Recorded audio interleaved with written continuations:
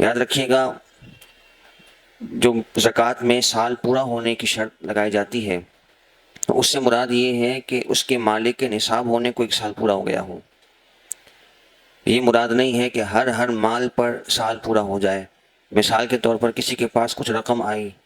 اور وہ یہ سمجھے کہ جب اس پہ سال پورا ہوگا تب میں زکوٰۃ دوں گا، یہ لوگوں میں غلط فہمی ہے، غلط رائج ہے۔ صحیح طریقہ یہی ہے کہ جب آپ مالک نصاب ہو گئے تو سال پورا ہونے کے بعد درمیان میں جتنا بھی اضافہ ہوتا رہا، جب سال پورا ہوگا تو آج کی تاریخ میں جتنی رقم آپ کے پاس موجود ہے کل رقم پر زکوٰۃ نکالی جائے گی۔ تو آپ کے ہر پینی پر، ہر روپے پر، ہر چیز پر سال گزرنا ضروری نہیں ہے۔ ایک مرتبہ مالک نصاب ہو گئے تو مالک نصاب ہونے کو سال پورا ہو گیا،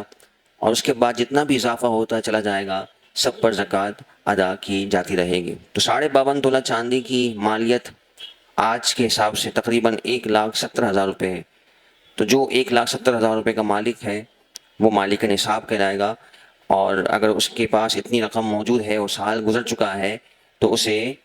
اپنی جتنی بھی مالیت ہے ان کا حساب و کتاب لگا کر زکوٰۃ ادا کرنی ہے۔ تو زکوٰۃ ادا کرنے میں جو بنیادی اموال زکوٰۃ ہیں، یعنی وہ مال کہ جن پر زکوٰۃ ادا کی جاتی ہے، تو وہ 4 چیزیں ہیں: سونا، چاندی، مال تجارت، اور سونے چاندی کے علاوہ جو روپے پیسے اس کے پاس موجود ہیں، چاہے وہ پرائز بانڈ کی شکل میں ہے یا کوئی فورن کرنسی کی شکل میں ہے، غیر ملکی کرنسی اس کے پاس موجود ہے، تو وہ ساری کی ساری چیزیں، ان پر زکوٰۃ جو ہے وہ لاگو ہوگی۔ مال تجارت میں جتنی بھی اس کی انوینٹری ہے، جتنا بھی گوڈاؤن میں مال ہے یا را مٹیریل ہے، جو ساز و سامان اس نے بنانے کے لیے رکھا ہے، مینوفیکچرنگ اگر کرتا ہے تو وہ سارا کا سارا بھی اموال زکوٰۃ میں سے ہے۔ بعض لوگ جو ہے وہ یہ سمجھتے ہیں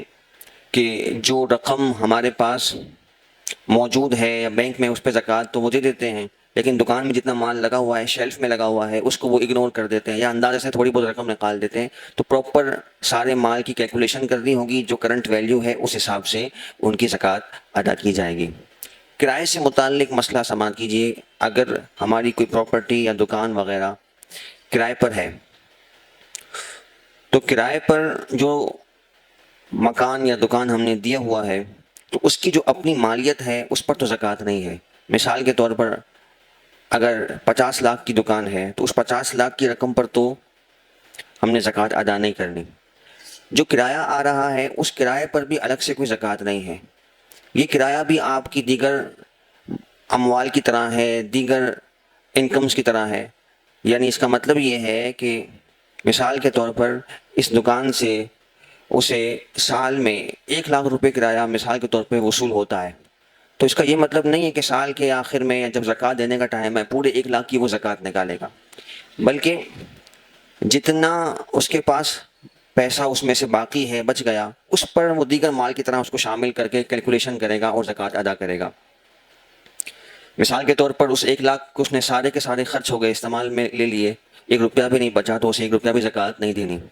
تو زکوٰۃ کرائے پر الگ سے نہیں ہوگی، اور جو کرائے کی پراپرٹی ہے اس پر بھی زکوٰۃ نہیں ہوگی۔ کرایہ جو آپ نے پورے سال میں وصول کیا ہے یا حاصل کیا ہے اس پر بھی علیحدہ سے آپ حساب لگا کر زکوٰۃ نہیں دیں گے۔ اس کی جتنی بھی مالیت ہے، جتنی بھی رقم ہے وہ دیگر مالوں کے ساتھ جمع ہوگی، اور پھر اس کو آپ کیلکولیٹ کر کر اگر مال بچتا ہے تو اس پر زکوٰۃ ادا کریں گے۔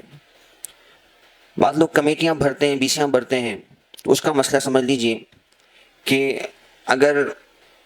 کسی کی کمیٹی پہلے کھل جاتی ہے تو جتنی رقم اس نے بھر دی ہے، جتنی قسطیں اس نے بھر دی ہیں، اس کا وہ مالک ہے، وہ اس کی اپنی ملکیت ہے، اس کا اپنا مال ہے۔ اور جو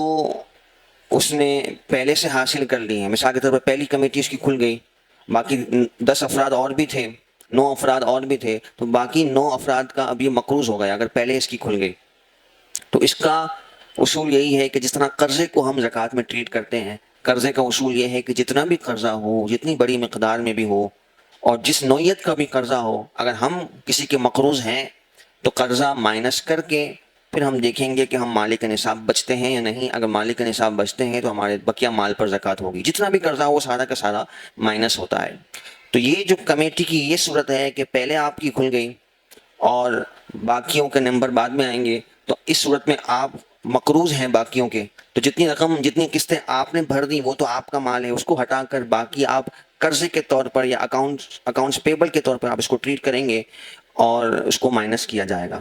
اچھا، وہ صورت کہ جس میں آپ کا نمبر آخر میں آتا ہے یا درمیان میں آتا ہے، تو ایسی صورت میں جتنی قسطیں آپ بھر چکے ہیں اس کے آپ مالک ہیں، ان پر آپ کو زکوٰۃ نکالنی ہے۔ مثال کے طور پر کسی کے 10ویں نمبر پر اگر آخری نمبر پر کمیٹی کھلنی ہے تو 8 مہینوں تک وہ جو قسطیں بھر رہا ہے تو اس کی اپنی ملکیت ہے اس مال پر، اگرچہ وہ دوسروں کے پاس رکھا ہوا ہے، پڑا ہوا ہے، اس نے اس پر بھی زکوٰۃ نکالنی ہے۔ وہ سارا کا سارا مال جو اس کا جمع ہوتا گیا، جتنی قسطیں اس نے جمع کر دی ہیں، وہ اس کی اپنی ملکیت ہے، اس کا اپنا اثاثہ ہے، اس سارے مال پر اس نے زکوٰۃ ادا کرنی ہے۔ سونے سے متعلق میں نے گزشتہ درس میں بھی عرض کیا تھا کہ سونا اور چاندی جس شکل میں بھی ہو، جس فارم میں بھی ہو، چاہے وہ برتن کی صورت میں ہے، چاہے وہ زیور کی صورت میں ہے، چاہے وہ خام را فارم میں ہے، جس طرح بسکٹ ہوتے ہیں یا کوائنز ہوتے ہیں، سکے ہوتے ہیں، تو ان پر بھی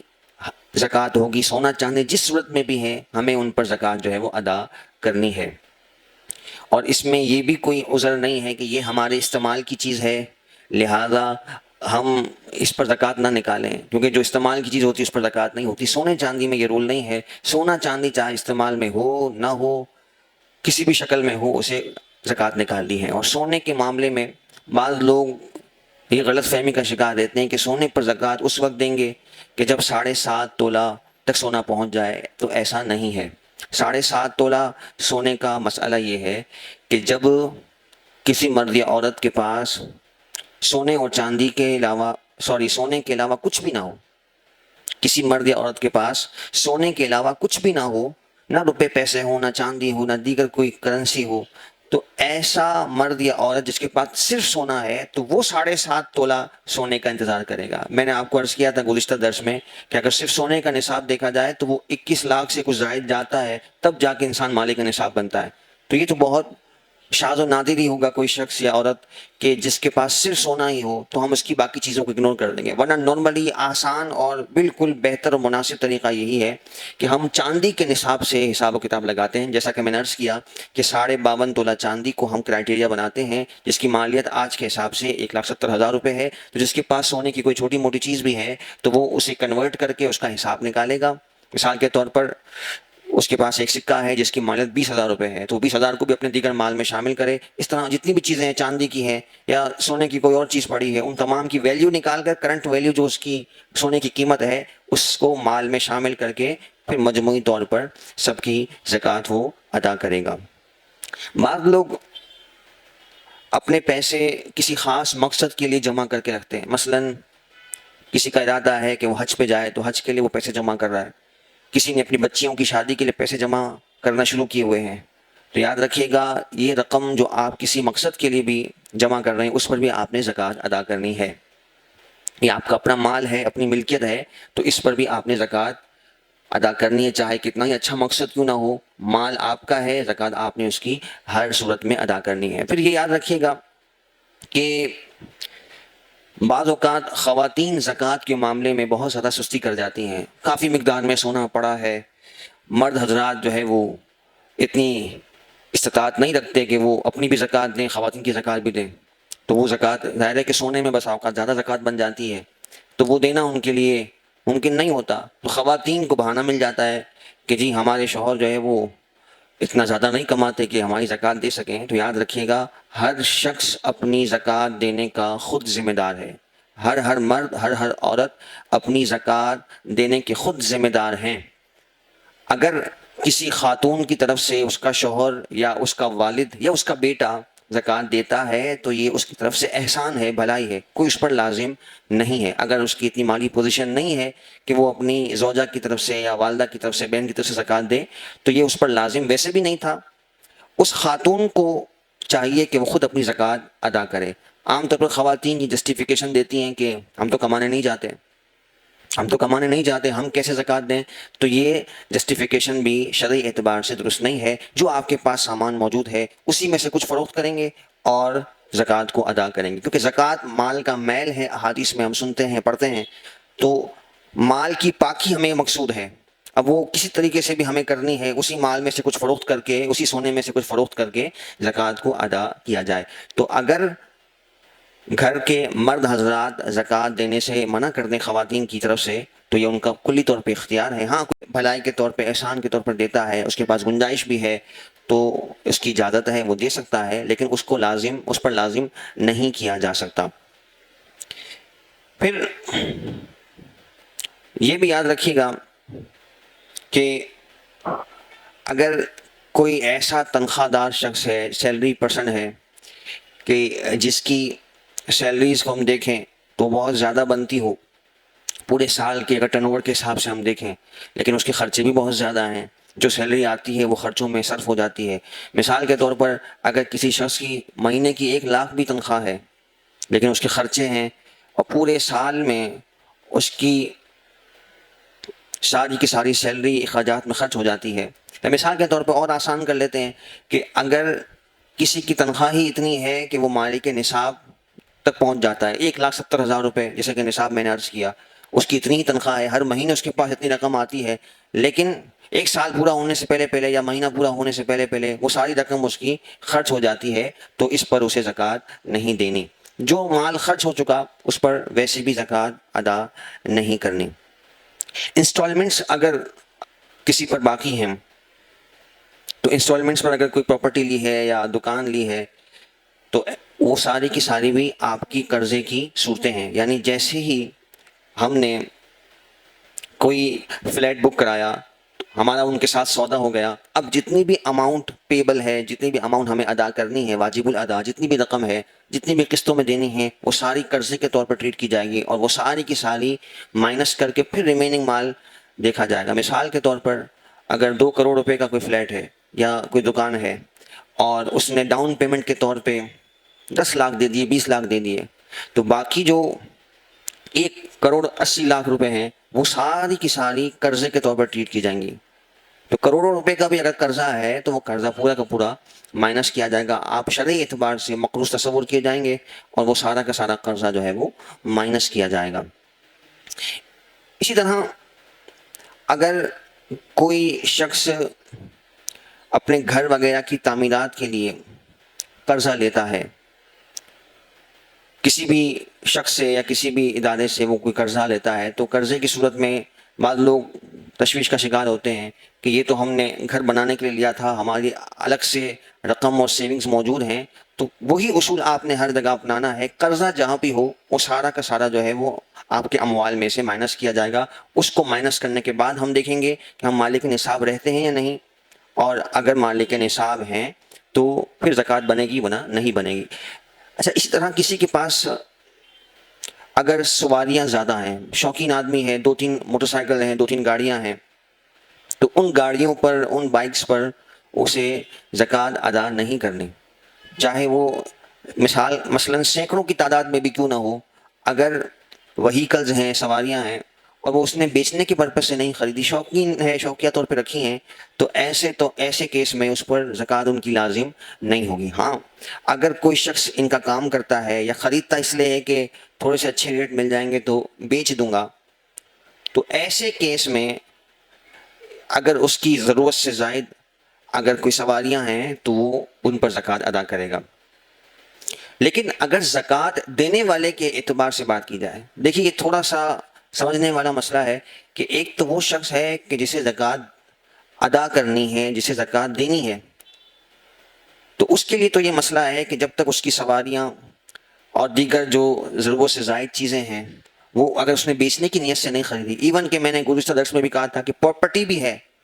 فلیٹس وغیرہ بھی اس نے رکھے ہوئے ہیں لیکن بیچنے کی نیت سے نہیں خریدے، ایسے ہی اپنے بچوں کی مستقبل کے لیے خرید لیے، یا پھر اپنے پیسوں کو سیکیور کرنے کے لیے کوئی جگہ خرید لی، بیچنے کا کوئی ارادہ نہیں تھا جب خریدی تھی، خریدتے وقت بیچنے کی کوئی نیت نہیں تھی۔ بعض لوگ تو خریدتے اس لیے کہ تھوڑا سا اچھے ریٹ مل جائیں گے تو بیچ دوں گا، یہ ہے بیچنے کی نیت، تجارت کی نیت۔ تو پراپرٹی چاہے وہ دکان ہو یا مکان ہو یا خالی پلاٹ ہو، تو ایسی صورت میں کہ جب اس کو بیچنے کی نیت سے خریدا ہے، یہ مقصد ہے کہ تھوڑے اچھے ریٹ مل جائیں گے تو بیچ دوں گا، تو اس پر زکوٰۃ اسے دینی ہے۔ اور یہ اگر یہ نیت نہیں ہے، ایسے ہی اپنے بچوں کے لیے لی ہے یا اپنے پیسے کو محفوظ کرنے کے لیے اس نے لی ہے، تو اس پر زکوٰۃ لاگو نہیں ہوتی۔ تو یہ سارے مسائل جو ہے وہ اس صورت میں ہیں کہ ایسا شخص اس پر زکوٰۃ جو ہے وہ اس کو زکوٰۃ ادا نہیں کرنی۔ جہاں تک زکوٰۃ لینے والے مسئلے کا تعلق ہے کہ زکوٰۃ کون لے سکتا ہے، تو اگر کوئی شخص ایسا ہے کہ جس کے پاس 2 موٹر سائیکلز ہیں، ایک تو اس کی ضرورت کی ہے اور ایک اس کی زائد ہے، اور ایسا شخص اگر آپ سے زکوٰۃ کا مطالبہ کرتا ہے، زکوٰۃ کا تقاضا کرتا ہے، اس کو کوئی ضرورت ہے، اگرچہ واقعتاً وہ مجبور بھی ہو، تو جو بھی اس کی ضرورت سے زائد چیزیں ہیں ان کی کیلکولیشن کی جائے گی۔ اگر وہ ضرورت سے زائد چیزیں نصاب کے مال تک پہنچتی ہیں تو ایسے شخص کو ہم زکوٰۃ دے نہیں سکتے۔ اسے زکوٰۃ دینی تو نہیں ہے، ضرورت سے زائد ہمارے پاس اربوں خربوں کی چیزیں بھی پڑی ہوں لیکن وہ ذاتی استعمال کے لیے ہیں یا شوقیہ خریدی ہیں تو ان پر زکوٰۃ دینی نہیں ہے۔ لیکن ہم اگر کسی شخص کو زکوٰۃ دے رہے ہیں تو زکوٰۃ لینے والے کا مسئلہ مختلف ہے۔ اس کا مسئلہ یہ ہے کہ اس کے پاس اگر ضرورت سے زائد چیزیں ہیں اور وہ نصاب کی رقم تک پہنچتی ہیں تو ایسے شخص کو زکوٰۃ نہیں دی جا سکتی، اگرچہ واقعتاً مجبور ہو، اسے پیسوں کی فی الوقت بہت ضرورت ہو، لیکن وہ زکوٰۃ لینے کا حقدار نہیں بنے گا۔ شرعی طور پر اس کو چاہیے کہ وہ اپنی ضرورت سے زائد چیزوں کو بیچے گا، اور ضرورت کی چیزیں اس کے پاس اگر لاکھوں کی بھی ہیں، مثال کے طور پر رہنے کا گھر بھی ہے، استعمال کی ایک سواری بھی ہے جو اس کی ضرورت ہے، گھر کا فرنیچر ہے، لباس ہے، کپڑے ہیں، جو بھی اس کی ضرورت کی چیزیں ہیں، اگر وہ لاکھوں میں بھی بن جاتی ہے اور ہے وہ فی الوقت ضرورت مند ہے، نصاب جتنا اس کے پاس مال نہیں ہے، تو اس کو زکوٰۃ دی جا سکتی ہے۔ تو یہ تھوڑا سا معمولی سا فرق ہے جس کو سمجھنا ضروری ہے کہ کب جو ہے وہ زکوٰۃ لے سکتا ہے وہ شخص اور کب جو ہے وہ نہیں لے سکتا۔ اور دینے والے کے حوالے سے ہم نے سمجھ لیا کہ جب تک اشیاء میں، چیزوں میں بیچنے کی نیت نہ ہو تو ان پر زکوٰۃ لاگو نہیں ہوتی۔ اللہ تبارک و تعالی ہمیں ان مسائل کا فہم نصیب فرمائے۔